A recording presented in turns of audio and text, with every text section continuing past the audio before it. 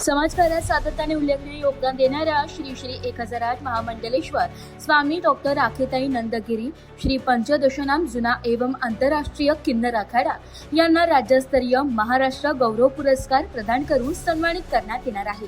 सदर पुरस्कार वितरण सोहळ्याचे आयोजन देवचंद्र फाउंडेशनच्या अध्यक्षा सौ देवयानी आहेर यांनी केले असून हा भव्य कार्यक्रम नाशिक येथील गुरुदक्षिणा ऑडिटोरियम येथे संपन्न होणार आहे। महामंडलेश्वर स्वामी डॉक्टर राखेताई नंदगिरी या सामाजिक, धार्मिक आणि मानव सेवेच्या कार्यात नेहमीच अग्रेसर राहिल्या आहेत। सम्यकधाम चॅरिटेबल ट्रस्टच्या माध्यमातून त्यांनी विविध सामाजिक उपक्रम, जनकल्याणकारी योजना तसेच गरजू घटकांसाठी अनेक विकास कामे राबवली आहेत।